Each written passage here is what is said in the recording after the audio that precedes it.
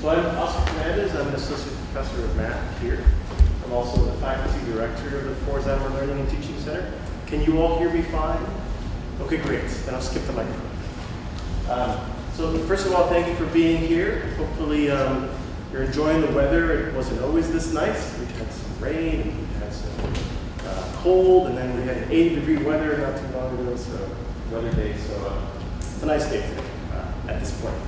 So I want to tell you a little bit about the PLTC, what it is, what its purpose is, what sort of resources it could offer your students, and hopefully encourage your child to make use of the PLTC if she isn't already.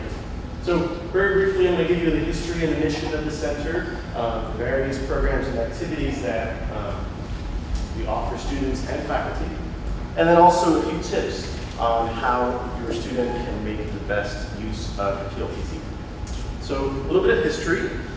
PLTC is the Fernandez Learning and Teaching Center. So this was created in 1992 through a very generous gift by Betty Fernandez. We are located in Clack Library on the 3rd floor. So anyone been to Clack Library so far? Okay, great. So there's a lot of other stuff in there. Learning and technology services is in there. Obviously, there's a lot of volumes that students can look through in terms of materials and resources from the library itself. So the mission of the center is sort of twofold. It's got a student side and it's got a faculty side. On the student side, the idea is to help students maximize their educational opportunities and realize their educational opportunities and their academic potential. On the faculty side, the center really is a place for faculty to explore different pedagogies, maybe a flipped classroom, for example, and different methods of teaching. So maybe if you want to include some interactive technology like the use of clickers to very quickly poll students, and you don't know how to do that, you would come to the PLTC and we would give you some information, some training on how to implement that. So it's a twofold mission. And therefore, there are two people that manage each half of the mission. So that's me on the right. This is my counterpart, Roberta Shaka, on the left. So Roberta takes care mostly of the student side. I'll tell you that she does like 80% of the work of the center. Just because you can imagine there are 2,300 students and 400 or so faculty. So there are just many more people that the center services that are students as opposed to faculty. So I want to mostly describe that part of the center, especially as it relates to you and your child. So in terms of programs activities, on the student side, there are a variety of different activities. So I want to go through some of these in case you haven't heard of them. Many of these are tutoring, but there are different types of tutoring. So the first one is help room tutoring. So a student might want some tutoring in, let's say, math. And there's a math help room that we staff, which is Sunday through Thursday, 7 p.m. to 9 p.m. And that's staffed by upper-level undergraduates, usually juniors or seniors. And students just come in on a drop-in basis, and they get some help from upper-level students in their math course, on their math course. So we call that help room tutoring. Math has one, physics has one, other departments have one, but not every department has help room tutoring. The second one is attached tutoring. So let's say you're a student in a course, and the professor might request that that particular course get an attached tutor. So this is somebody that the students in that course could go to specifically for help, as opposed to the help room where you show up and you're not sure who you might get help from that day. So this is a way to build a more close relationship with somebody that might be helping you throughout the semester in your particular class. They know your professor, they know your contents, so it's a bit more personalized. And then the third one, you can see the hierarchy here, is individual tutoring. So perhaps you as a student have tried help room, you've tried the attached tutor, but you still need one-on-one help consistently. At this point, the PLTC would offer you an individual tutor. So this is somebody you will meet with for a certain number of hours a week or a certain number of weeks, and you'd be getting a very specific objective to the tutor. You might say, I don't know how to factor polynomials, right? And then this tutor would help you out with a very specific set of questions. Some of your students might also have a course that participates in the supplemental instruction program. So those courses are kind of like, the students that participate here are kind of like attached tutors, but not really. They get special training in supplemental instruction. So what those students do is they hold 1 hour of office hours every week. And they're encouraged to create their own materials, and they're trained to how to span all the critical thinking skills and higher order thinking skills in the creation of those materials. So it's not really a tutoring per se. The point of the supplemental instruction program is to kind of push you a little bit beyond what you learned in class.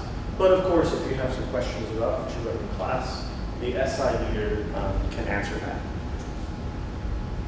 So public speaking tutoring is also another aspect of what your student might be interested in. This is what I'm doing now, right? So speaking to an audience, however large or small, can be intimidating. And not everybody does that as effectively as they would like to. So public speaking tutoring is one way to get you trained in how to be a better public speaker. And this is available to all of these, really, to all students. And I think there's one more. So writing tutors, that's pretty self-explanatory. So every Wellesley student takes a writing course. And as you progress through a writing course, you might run into a variety of issues that you might want to get help on. The writing tutors at the PLTC are one of our most popular tutors. You can drop in and they can help you with your writing.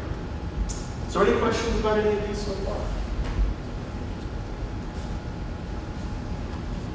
All right, great. So, academic success coaches. I lied, there's one more. So this is a relatively new addition. They used to be called academic peer mentors. But these students are there to help, as the name implies, provide a broader support system to students.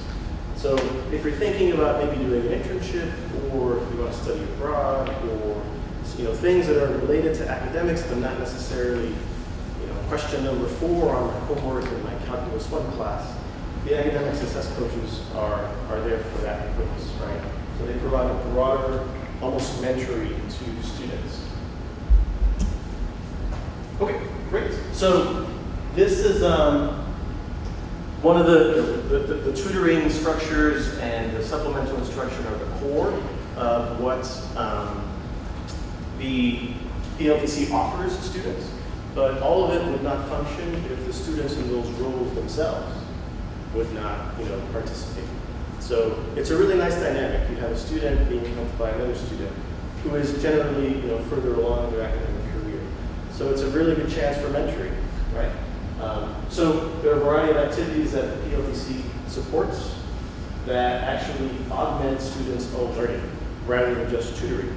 So one of them is becoming a tutor. So we all know that if you can teach something really well, it probably means you know it very well. So the students who actually become tutors, they're on the other side. They're actually still learning as they're teaching other students. So it's a really nice circle of instruction, if you will. The PLTC also has lots of handouts on study skills. We faculty try to build this into our courses, but we never know how much we should or how much we shouldn't mention. For example, effective note-taking strategies, right? So you just jot everything the professor says down. Should you cut your paper in half and somehow divide what he or she says? So, we have some of that information at the center, most of it in handouts form. But again, some of the tutors are trained in effective study skills. Time management, same thing. So students will take 4 courses, maybe 5, maybe 6, right? So you want to start counseling them, wait a minute, what is an effective course load? How many hours do you have? How many other activities do you have going on? And again, it's very easy for this to not come up. There are many courses that students are excited to take. It's very hard to have to pick only 4 or think about some of these issues. And then information on the science of learning. So beyond study skills and time management, there are lots of information on science of learning. Particular techniques like interleaving, retrieval practice, space practice. All of these are things that promote the retention of content. So we have all that information at the PLTC. Okay, and then, one of the most basic things is getting people together so that they can talk to each other. So we have lots of nice study spaces. And the center itself occupies a large chunk of the 3rd floor library. So you walk in, there are different rooms, there are different places to sit. We have coloring books, we have lots of activities. So it really is meant to be a place where you come and you linger versus get your question answered and leave. Right? So we want more interaction. So that's everything on the student side. So any questions about any of those things in the last slide? Yes. Number 4, would that just handouts or would there be there to teach the science and learning? It depends. So Roberta she offers all the time to meet with students if they want to get more detailed information. So there's always like a human being that you can talk to at the PLTC. But certainly when you walk into the center, and I encourage you all to visit the center, you will see all over the walls all sorts of information. Who the writing tutors are, where the help room is, handouts on time management, study skills. But you'll also see a lot of dynamic things going on. So you'll see students coming in and out, you'll see tutors there, you'll also see the bird and me. So it's really up to the student how she accesses the resources, how many she accesses, which is kind of where I was heading in the third part of the presentation. Other questions I can answer? Yeah. What percentage of the students utilize the center? It's a good question. So I think it's something very high, like 60%. I was talking to Roberta about this the other day.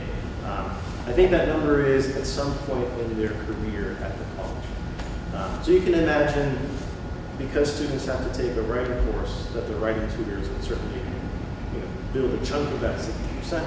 But some of the other courses, the quantitative courses, specifically math and physics and sciences, that also generates lots of questions, and students go to the center and help. Okay, so on the faculty side, part of what I do is I try to help other faculty think more carefully about their teaching and encourage them and support them to build in some innovative teaching strategies that they might want to try out. So we run workshops on innovative instructional strategies. If you want to try not lecturing and just recording your lectures, and in class all you do is you work in groups, that's basically a flipped classroom. So that's a big change to a course. You want to consult somebody who knows about that, who's done that.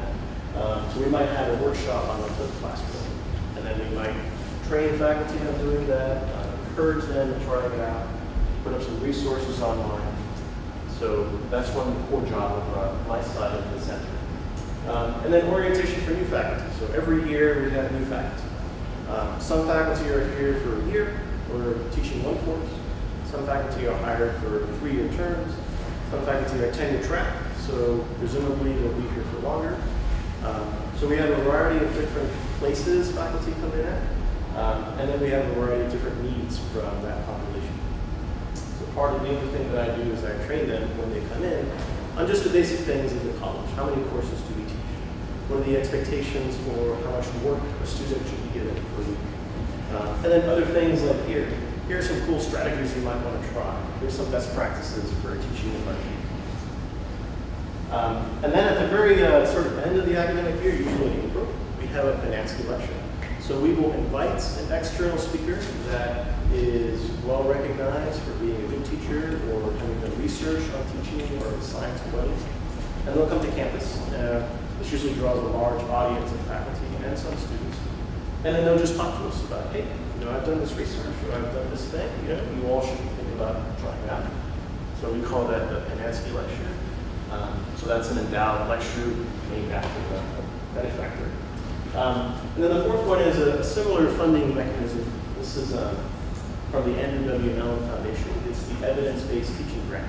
So this is sort of the same idea. So we want to incentivize faculty to try something new in the classroom, but this one layers on the assessment piece. So for this grant, we ask that a faculty member bring us an idea, but then also build in some assessment.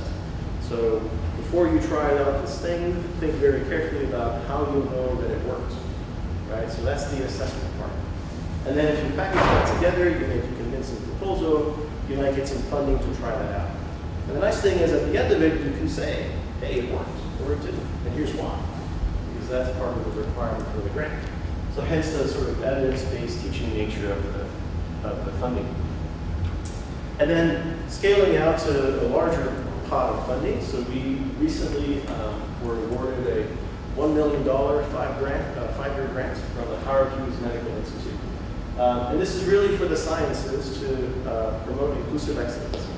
So long story short, the college is making a big push to make sure that every student, regardless of some of the factors that you can think of, race, ethnicity, national origin, can succeed at Wellesley, right? So one of the things that this grant will help us do in the sciences is bring together all sorts of facets of that very complicated process and encourage us with funding, with training, with workshops to pursue inclusive excellence. So it's a 5-year grant, so we're just getting started.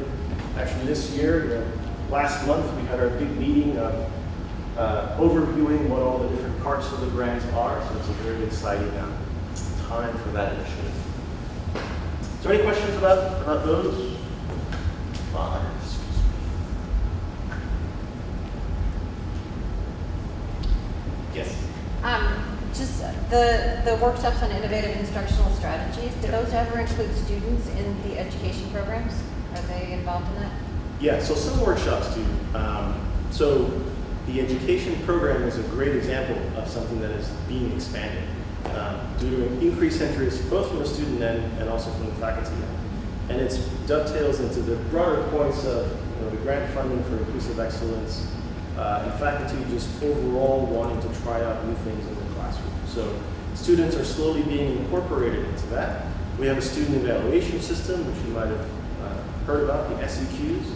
At the end of the course, students rate their instructors on a variety of things. What are the valuable features of the course? What can be improved? So we as faculty get a lot of feedback at the end of the course from students that way. Whether or not what we do with that is the question. So some of these initiatives and grants and workshops are intended to nudge faculty to do something. And then when students are included, then we try to get their voice as to what would you like us to do that you haven't already stated in your SEQs. How would you like us to do that? Other questions on these?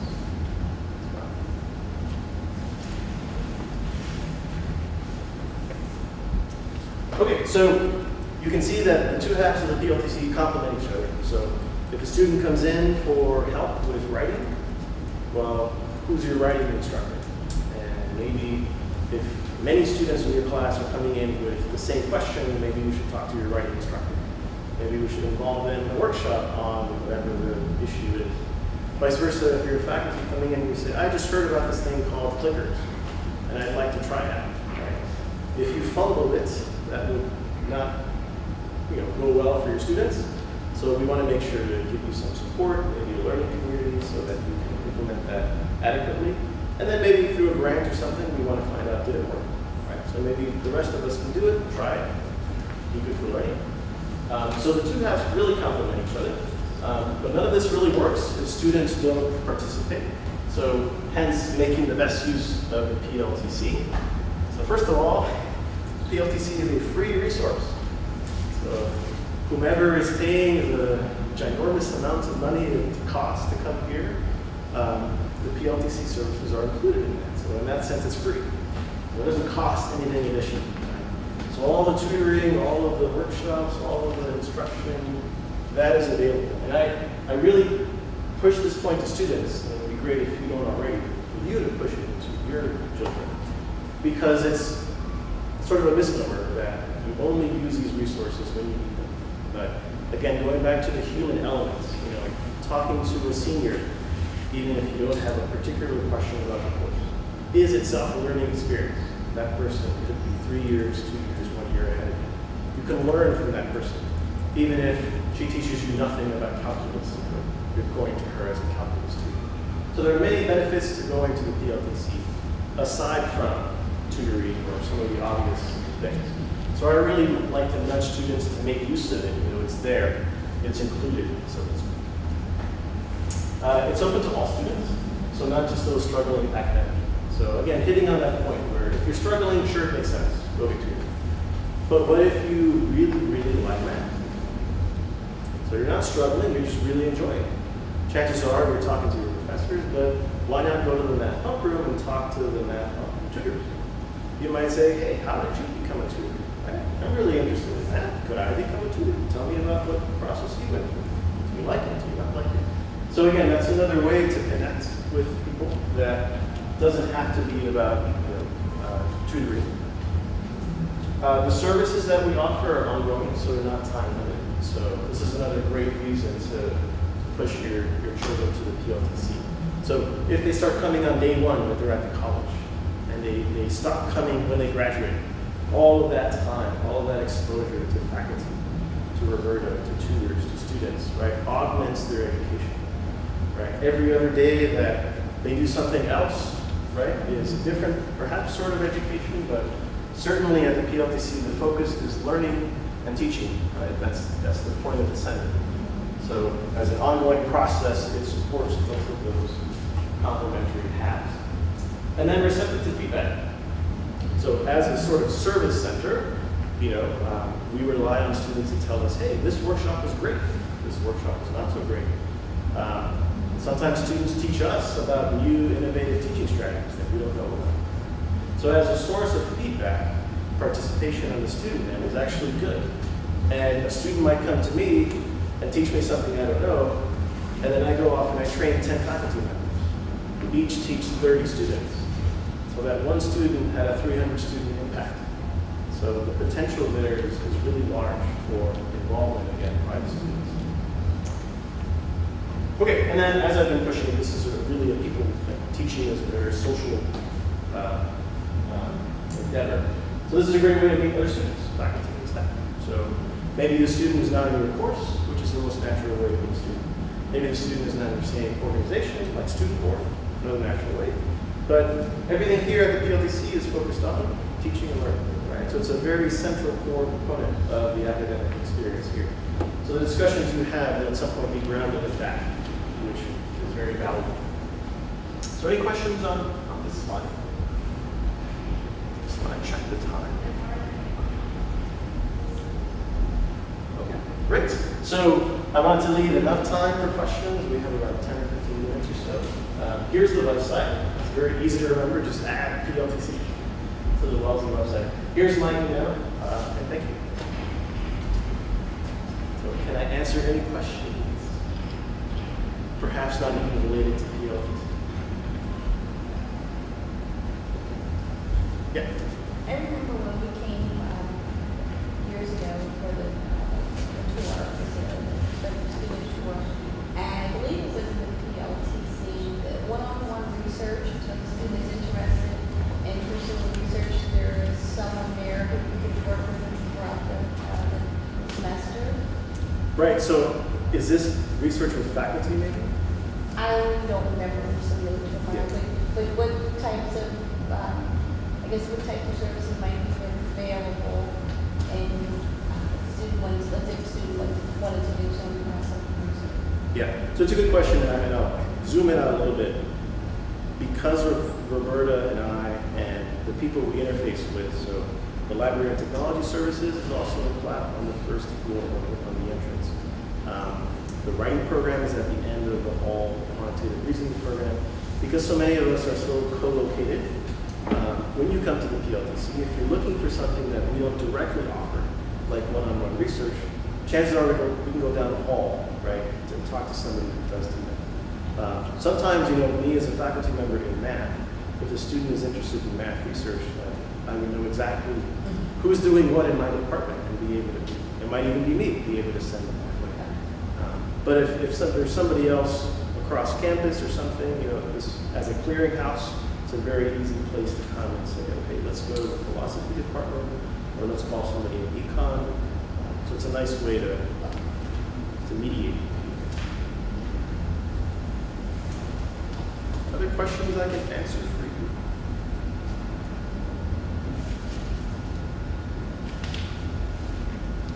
Well, I will stick around until 3:15 in case you have questions. Feel free to come up. Other than that, thank you again. Enjoy the rest of the day. Thank you.